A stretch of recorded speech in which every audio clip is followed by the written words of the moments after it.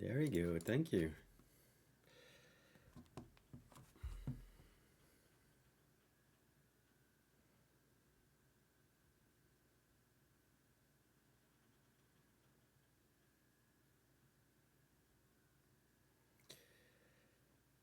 All right, so let's get started, guys.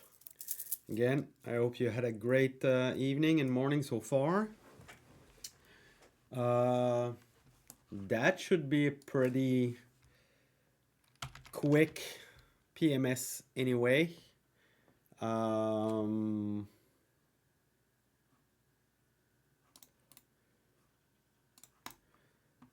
so yeah, okay. Starting with the market first. So we have QQQE with proper breakdown of structure. So we had that recent low on mid-October that held on the retest on the first initial breakdown. Then we had the retest of the declining 21 DMA structure. And after that rejection, you know me by now, and I wrote an article on it on Gitbook, right? The price cycle and what I look for around the 21 DMA structure. Do we retest and reject, then form a higher low? Though, do we reclaim after that to build constructive action? Or if we reject, do we simply roll over and make a new low? And what do we have right now? That's a new low. So we tried to bounce on Friday, and we opened the week with a clean breakout, and yesterday we were pretty tame and quite unchanged, but we're living below that structure. So that's an important level to look as it confirms the downtrend structure. Uh, I'm not ruling out, and we'll cover that a bit later. We're beginning to be a bit stretched to the downside, oversold a bit, so I don't rule out some rally. And yeah, especially going into the very important Nvidia earnings tonight. So that will be a big one, and certainly one to watch, right? Nvidia has been the mega cap and overall leader since the bear market low. And yeah, it's reporting tonight, and we're going into it with kind of a failed breakout, um, lower high break of the 21 DMA structure with a retest and rejection. Not quite the, the rollover yet. Um, like the QQQE, for example, but we're living below the 21 DMA structure, the declining 21 DMA structure. So, yeah, not thinking about it too much. We also have that longer kind of uptrend line with those higher lows structure that we're trying to break down from. So, not the best picture, to be honest, going into earnings. But that's a binary event anyway. So we'll have to look at the reaction and now the market reacts as well. That's um, that's a big one today. So keep in mind if you want to, I'm not looking to trade today. Um, QQQE is simply trending below a declining 21 DMA structure. And as long that we don't start to build constructive action on the right side for a reclaim, for a higher low at least, we're not even having a higher low. We're still making lower highs and lower low. So until that structure changes with a first higher low, there's simply nothing to do. Even if the market is green for 1, 2, 3 days, we're simply having a counter trend rally into declining structure. And for me, that's not when I want to engage. That's not where big opportunity will rise. So that's very important to understand as well. So yeah, keep that in mind. Even if you want to try to buy the dip, you have Nvidia earning tonight that will probably affect the market, and yeah, that's certainly a big risk event. All right, let's look at TradersLab.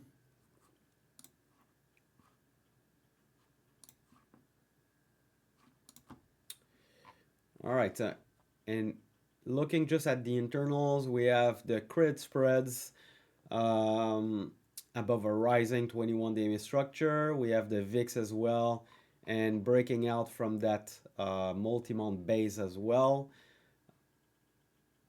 And we have Bitcoin simply trending below a declining 21 DMA structure for a few months now.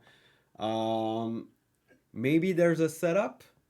We're in really, really good support.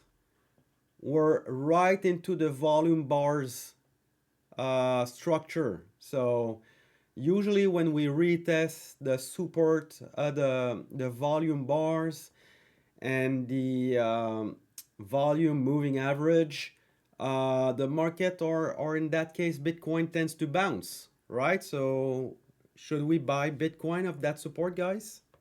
I'm asking you the question.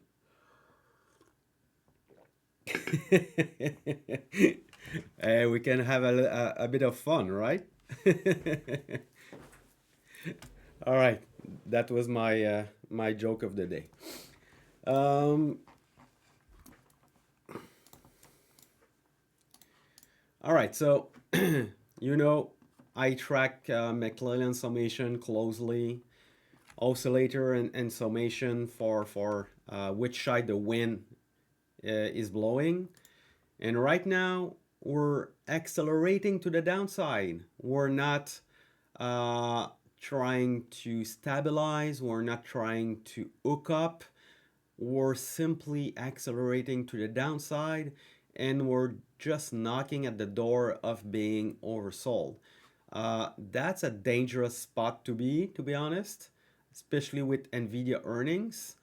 Uh, and for me, that's just another confirmation that there's absolutely nothing to do in the market right now. And again, crystallize your game plan with two axes, right? The first one is price.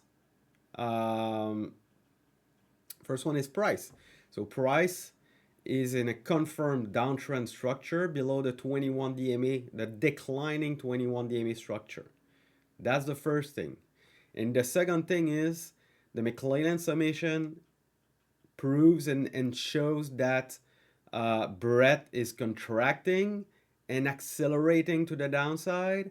And despite the McClellan oscillator being oversold, yes, there's a chance of a counter trend rally. Uh, but there's nothing to do. Breadth is contracting. That's not when you get traction. That's not when you have winning trades. That's not when you get easy money. So learn to recognize those information and incorporate them into your system, like I did. Uh, it could be something else. It doesn't have to be the McClellan summation or oscillator.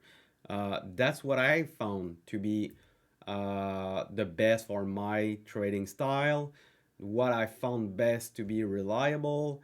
But it can be anything. But just develop a system around uh, a small set of indicators, mainly price based, and you can only trade of price, right? I only like to use the McClellan as a confirmation, uh, but just doing price is all right, and that will be a solid system. But you need to have something. You need to have a system. You need to have rules. If you don't have rules, when do you know when it's time to trade and when it's time to not trade? I can guarantee you that there will always have setups in the market. There's always a bull market or at least an uptrend somewhere. Is it in energy? Is it in some kind of defensive rotation happening? There will be setups. So if you don't have clear rules of engagement based on the market, or at least a small subset of stocks setting up or not setting up, or at least the health of that basket of stock, then you will always trade. And what happens is you will trade in a downtrend and you will have small profits, small traction, and then you will be stopped out, take a big loss, and then you'll start that over and over again. I know, I've been there. So maybe you need to experience it, but I'm telling you, you need some rules of engagement to define when it's time to trade and when it's time to sit.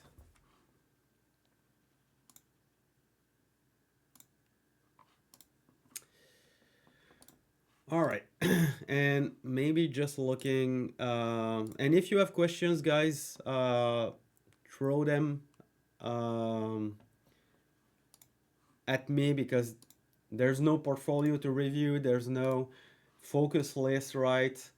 I was simply looking at a bit of name yesterday, and I think it, for my basket of stocks, right?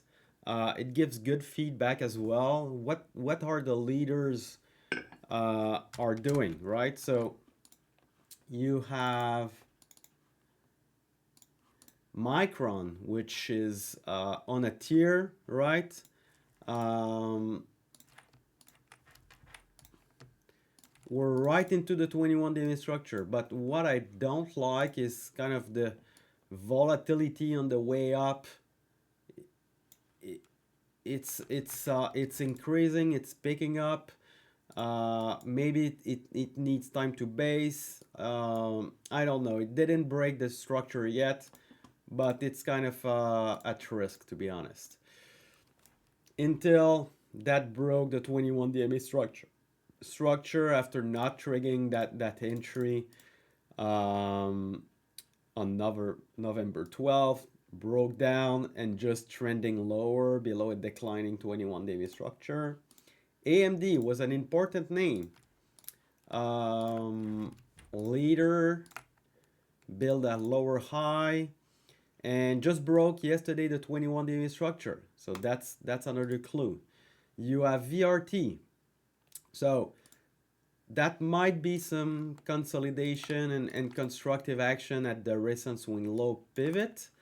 But what I see is a need for confirmation, right? So we have the first breakdown, then that retest of the declining 21 day structure.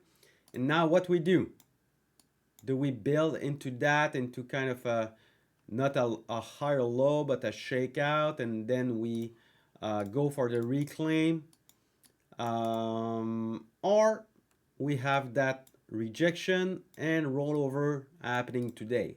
So we'll track that closely, but that's a name that you know that I liked.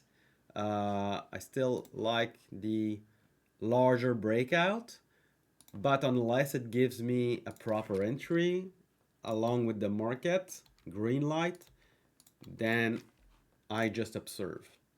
AVGO as well, same type of action. Breakdown, retest, potential higher low. From here, what do, right? Do we build constructively into it and try to reclaim, or build some tight range on the right side, or we roll over? And if we start to see those names, AVGO, VRT, AMD, retest and reject and go for the rollover scenario, then that's another clue that the leaders are confirming that potentially a longer pullback is needed in the market, right? Same type of action on CRDO. Breakdown, retest of structure, rejection. We're still having a higher low in play. So what do we do from here?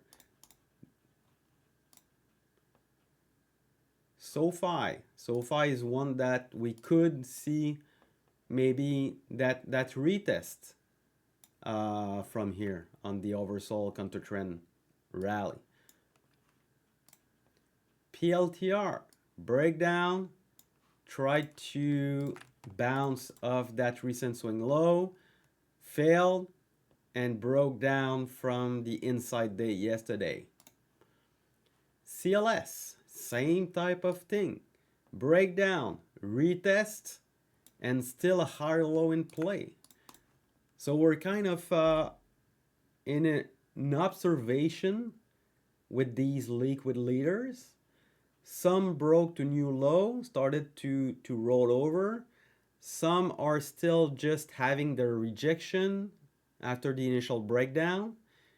And we're still gathering information as do they work on a higher low, and they will build constructively by the time QQQE is setting up on its own 21 DMA structure, or are these names rolling over as well and will give us more information that this pullback will maybe morph into a longer pullback or a correction.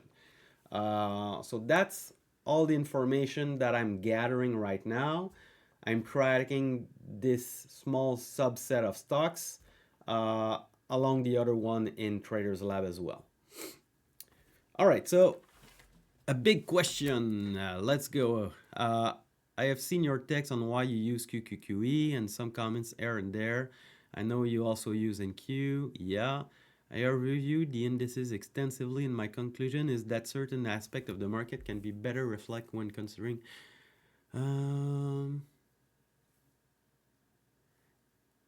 for example, volume and QQQE. Yeah, that's really low volume, and that's not why I use QQQE, right? I don't even have volume on my charts. That's not something that I consider. So, guys, I'm just sharing what I do.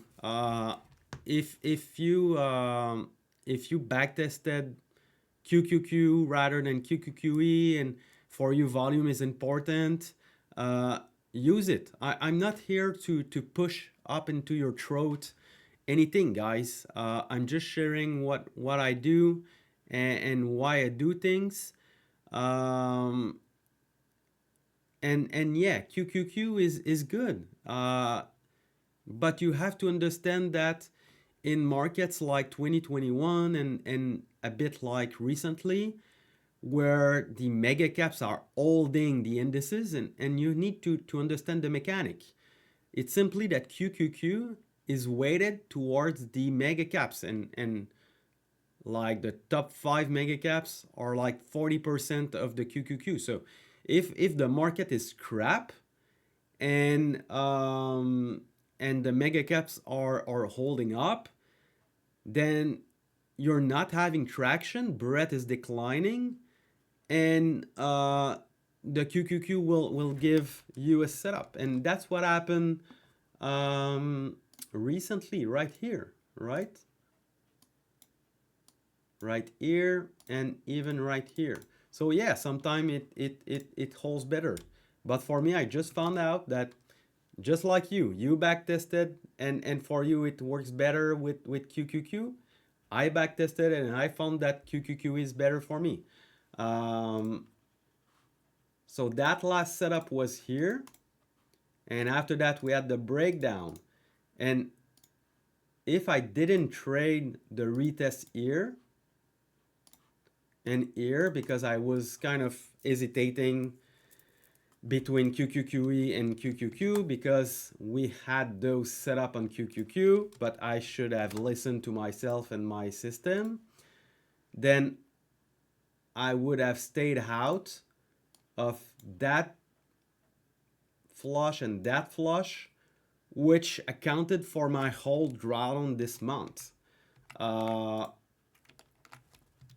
yeah, it's nothing new that I use QQQE. It's been that for years. It's not because I wrote about it last week.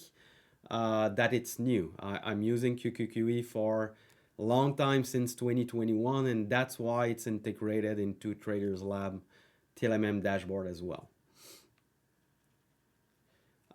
Texas Ranger is asking, what fundamental criteria are you using for the leader scan? I'm not using fundamentals as well. That's something that I want to add to the Git book actually today. I was using fundamentals before. When I started with CanSlim mainly. And yeah, fundamentals were a big part of my system. But right now, I'm just simply 100% technical. So I just found out that uh, yes, you're able to nail that name with great fundamentals, and you get yourself in a big leader. And maybe for you, it's about the conviction. And that's okay. I understand that, and it was a bit the same for me. But what I found out is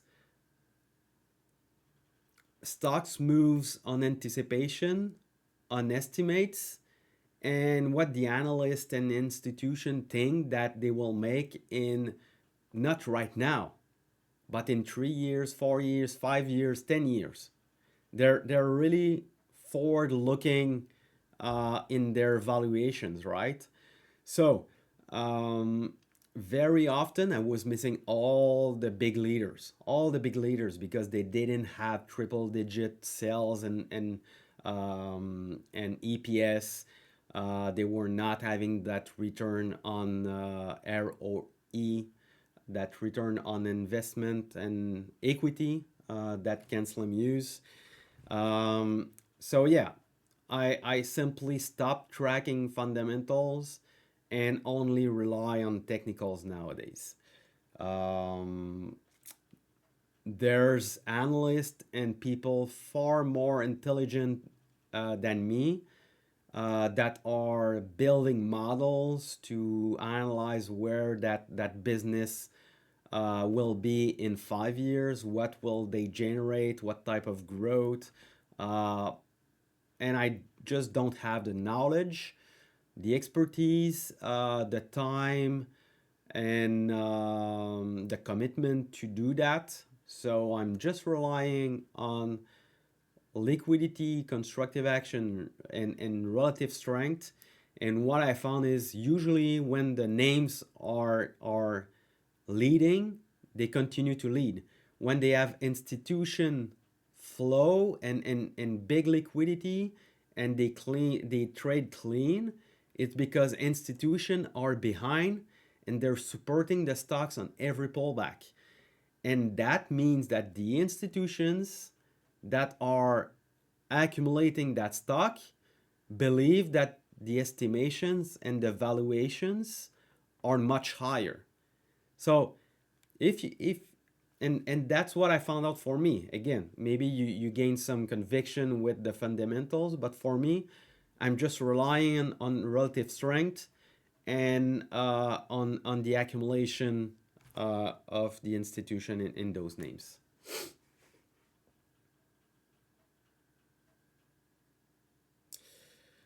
Alex is asking, at what point should you start swing shorting?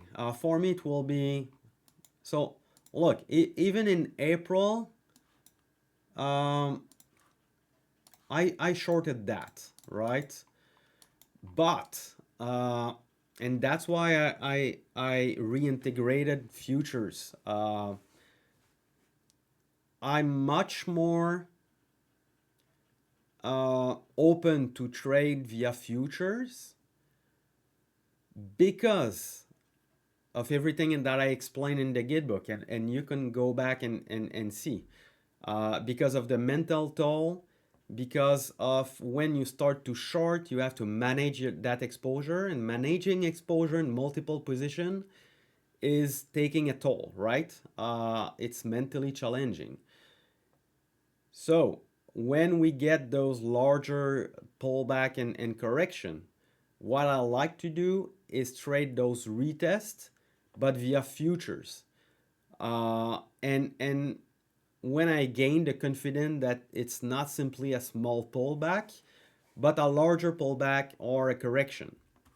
So if we go back, for example, right here, no shorting for me in the last leg down, maybe in the second or the third, but mainly I want to keep individual shorting for a bear market, which we are not by any mean. So you know you're in a bear market when you start to go deep correction and then you get those rally and they fail right away, then you know you're in something bigger, right? And we didn't have that since 2022. April was a large pullback, very violent and quick, but it was not a bear market. So right now we're barely breaking down. So for me, it's really not a case to short right now. And like I said, I want to recharge mental capital. That's my goal, my main objective. And if I start to short, I know I won't be able to. So that's why I don't want to short right now. And we are so early right now. Shorting the market right here, you're putting yourself right away in the mindset that it will be something big, right? That's the mindset engagement that you make when you decide to short, right? Uh, so I'm simply not there. That's not my mindset right now. We're just starting that pullback, and we don't know what will happen.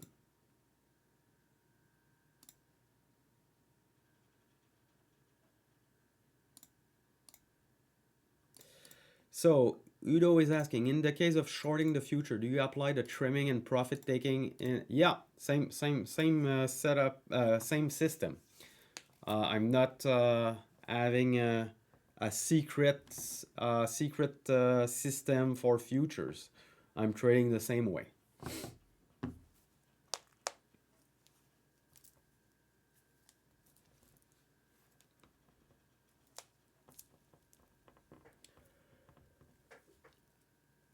Oh, sorry.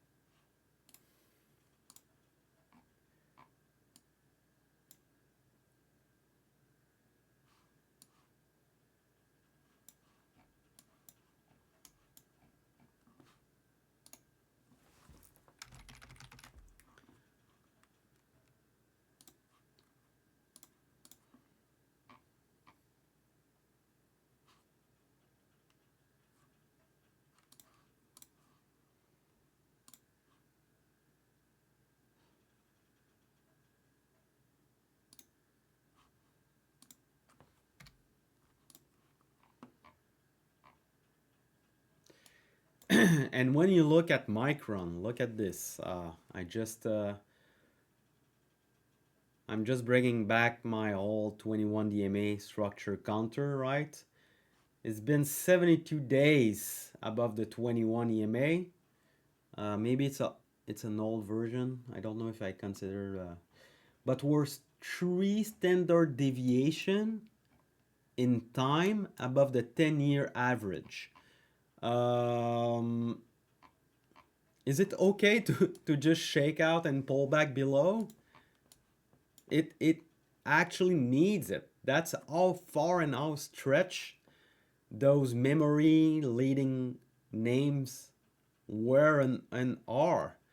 Um, it's not about being negative. It's about recognizing where the odds are. Again, trading is all about probabilities. And if you're 72 days in a row above the 21 DMA structure, where do you think the odds are playing a 21 DMA structure pullback right here, right? I'm telling you, odds are not with you here. When you get a strong uptrend and you digest, you're building up the right side, tight action into the 21 DMA structure, nice multi-week base, and you're starting off where from that. Oh yeah, that's what we traded. That was a nice setup. But those are high probabilities. That's where big moves come from. Not late stage like that when we're 3 standard deviation above the 10-year average in time above the 21 DMA structure, right? You want to know and assess where the odds are, always. So Alex, have you ever tried your hand at position trading, holding for multiple months? Yeah, you just have to take my system and flip it through the 50 DMA, or if you want, or the 10-week moving average or the 30-week moving average, and yeah, you have yourself a position trading system. I'm not there yet in my trading journey. Um, Position trading is hard. I don't know if you already tried that, but it requires a different set of patience that I didn't have that in the process of acquiring. Um, you have to accept deeper drawdown more often than not, unless you're a FinTwit guru about edging your portfolio, right? Um, and yeah, I'm simply in my accumulation phase where I can have bigger returns and manage my risk better during a drawdown. And then maybe in a few years, my goal would be to transition to more position trading, but not right now. And like I said, if you want and you're there in your career, uh, then adjust the system based on that. Just shift your time frame. Instead of using daily charts, use weekly charts. Instead of using the 21 DMA structure, use the 10-week moving average structure, or the 30, right? You can use the 30. But know that it's hard. It's hard to hold to these moves. You need to accept a 38% drawdown and waiting for, I don't have the time, for 22 weeks. So that's like a couple months before making a new high again. So that's why I say, yeah, it looks sexy. It looks like you can have big returns, be and not doing so much. Uh, but try it. It's hard.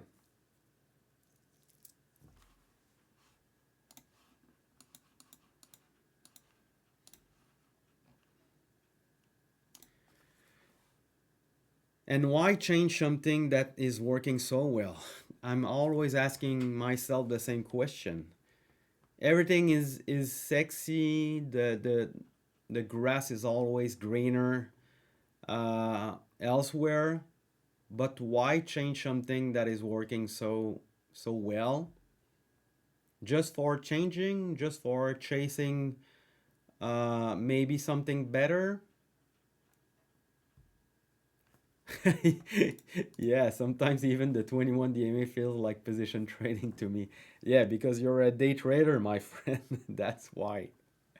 But it's a step in the right direction, right? So you go from day trading to swing trading, and just that is a big jump. It's a big adaptation. So you'll see in a couple years it will be easier, and then maybe the next step will be to increase that time frame as well. Oh, you'll get it. It's a work in itself, right? You have to, and I'm talking about it so much. It's important to have a system, to have rules, to review your system each market cycle, and try to improve things. Uh, and patience should be, um, if you need or want to improve it, right? That should be up there every market cycle with goals and objectives to improve your patience. So put yourself objectives. Okay, I'm not going to sell my winners before they break their 21 DMA structure. Okay, I will wait for my buy criteria, my rules of engagement for the market. And each time that you break those rules, and you go back to your main objective of being patient, and you try to objectively say each market cycle, okay, did I improve or not? And what can I do to help myself being better the next time?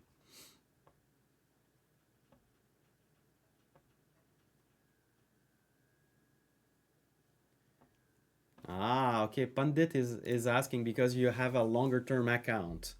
Um, yeah, so Sandy is having a great journal with longer term positioning. So that's something that you can look into. Uh, and honestly, is doing very, very well with that account too. So that's something that I will look.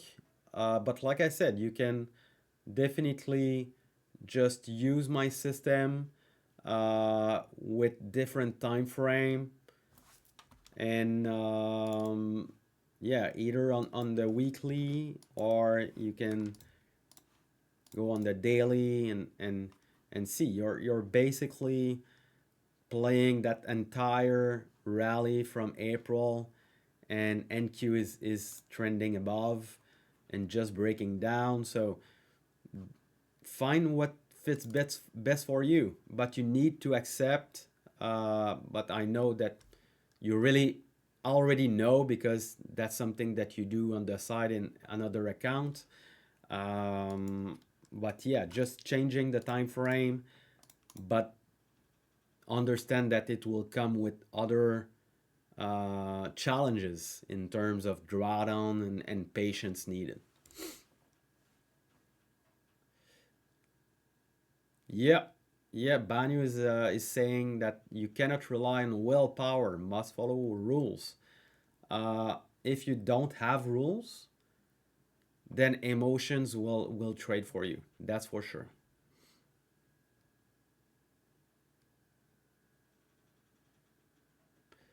So Tuba is asking, why do you use EMA on 21 and switch to SMA with other time frames? Okay, let me just tell you something.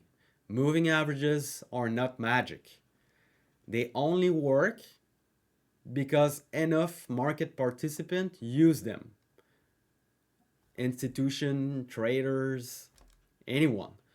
Uh, the, I don't know, 55.4 EMA does not work great simply because nobody using it. So why the 21 EMA? That's because people use it. That's a very common uh, intermediate term moving average that traders and institution use. Why switch to SMA for the 10 week and the 50-day? That's because that's what they use. And you stick to the moving averages that people use, that are the most popular, because you know that that's where they will support their assets, and they will accumulate, etc., etc. Yeah, that Cogni Studio is saying 21 is average number of trading day in a month. That's why they're using it. I was just a step above, and even not knowing the reason that is used, the most important thing to know, in my opinion, is it works because it's used. That's the only reason moving averages works, all right?